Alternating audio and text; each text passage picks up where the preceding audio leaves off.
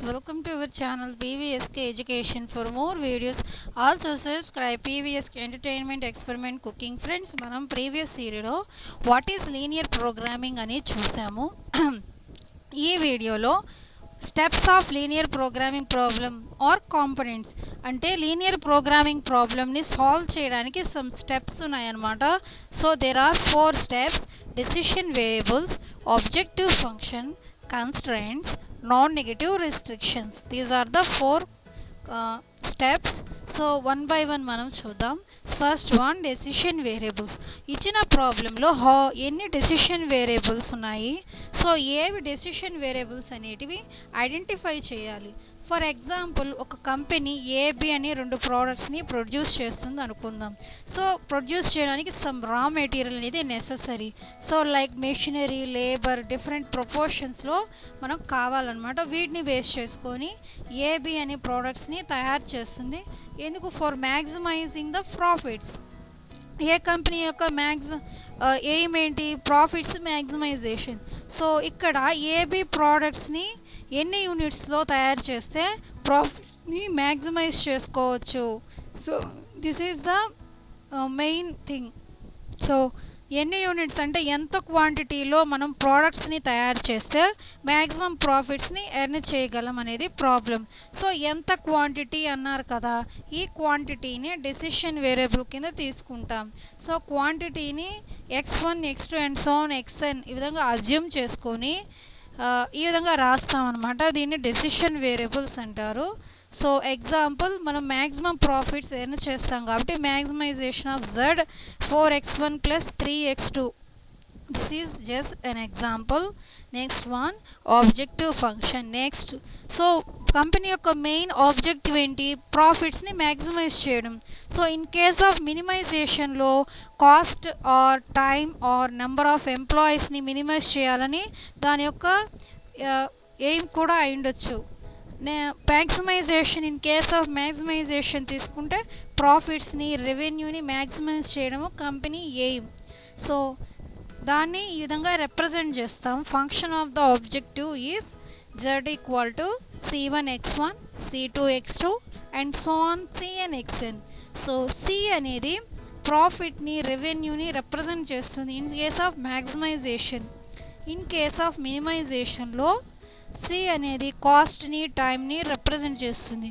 So మ్యాక్సిమైజేషన్లో సిని ఏ విధంగా తీసుకుంటామంటే per unit amount of the objective function. అంటే ఒక యూనిట్కి ఎంత అమౌంట్ అనేది వస్తుంది అనేది ఇక్కడ తెలుస్తుంది అనమాట. మ్యాక్సిమైజేషన్లో, మినిమైజేషన్లో అయితే కాస్ట్ కింద తీసుకుంటాం, ఎంత కాస్ట్ అవుతుంది ఒక పర్ యూనిట్కి. So will go to next one, constraints అంటే లిమిటేషన్స్, రిస్ట్రిక్షన్స్.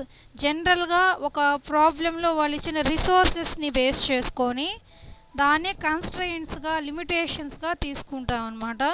సో కన్స్ట్రయింట్స్ అనేవి రిసోర్సెస్ని బేస్ చేసుకొని ఏ అయితే ప్రొడ్యూస్ చేస్తున్నామో వాటికి ఇచ్చిన ప్రోడక్ట్స్ యొక్క రిసోర్సెస్, వాటిని తయారు చేయడానికి ఇచ్చిన రిసోర్సెస్సే restrictions అనమాట.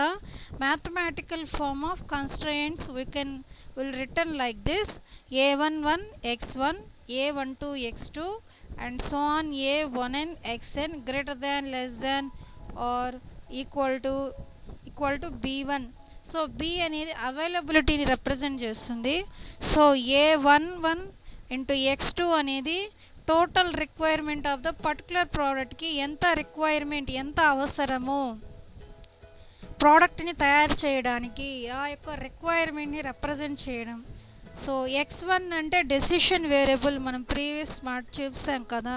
a1 అంటే per unit quantity of resources యొక్క పర్ యూనిట్ క్వాంటిటీని రిప్రజెంట్ చేస్తుంది. సో ఫర్ ఎగ్జాంపుల్ ఇక్కడ తీసుకున్నాం కదా, ఒక ఎగ్జాంపుల్ చూద్దాము. 2x1 + 3x2 ≤ 80 అన్నాడు. 80 అనేది అవైలబిలిటీ. సో 2x1 + 3x2 అనేది రిక్వైర్మెంట్. ఫర్ ఎగ్జాంపుల్ 2 మెషిన్స్ ఉన్నాయి. 2 మెషిన్స్, ఈచ్ మెషిన్ ఒక వీక్ 40 అవర్స్ వర్క్ అవుతుంది. అంటే 2 × 40 80 అవర్స్ వర్క్ అవుతాయి అన్నమాట 2 మెషిన్స్ పర్ వీక్. అంటే అంత టైంలోనే అవైలబిలిటీ అనమాట. ఆ మెషిన్స్ 1 వీక్లో ఇన్ని అవర్స్ మాత్రమే వర్క్ అవుతాయి, అంత అవైలబిలిటీ ఉందన్నమాట. ఆ లోపల వర్క్ అనేది చేయాలి మనం. సో 2x1 + 3x2 అనేది రిక్వైర్మెంట్. అంటే ఆ 2 machines, first machine second machine ప్రోడక్ట్స్ని తయారు చేయడానికి, అది ప్రోడక్ట్ని తయారు చేయడానికి ఫస్ట్ మెషిన్కి 2 అవర్స్ పడుతుంది, సెకండ్ మెషిన్కి 3 అవర్స్ పడుతుంది.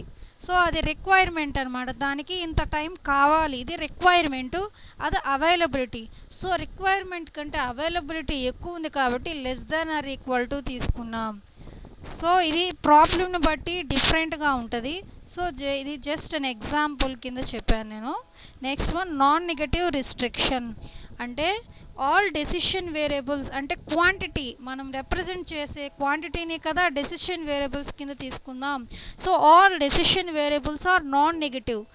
That mean lowest possible value అనేది ఉంటుందన్నమాట. మనం సాల్వ్ చేస్తే ఎల్పిపి లీనియర్ ప్రోగ్రామింగ్ ప్రాబ్లంలో లోయెస్ట్ పాసిబుల్ వాల్యూ అంటే మినిమం వాల్యూ, అంటే దాని 0 కెన్ బి, అది 0 అయి ఉండొచ్చు కానీ నెగిటివ్ అయి ఉండదు. అంటే మనం కంపెనీ ప్రొడ్యూస్ చేసే ప్రోడక్ట్స్ టాంజిబుల్ అవ్వచ్చు, ఇంటాంజిబుల్ అవ్వచ్చు. మినిమం వాల్యూ వచ్చి 0 అయి ఉంటుంది కానీ నెగిటివ్ అనేది మాత్రం ఎప్పుడు కాదు. సో ఇన్ సమ్ అదర్ ఫీల్డ్స్లో మేబీ నెగిటివ్ అయి ఉండొచ్చు కానీ most of the cases only positive మాత్రమే. So these are the 4 steps of linear programming problem. Thank you for watching. Please subscribe PVSK Education for more videos. Also subscribe PVSK Entertainment Experiment Cooking.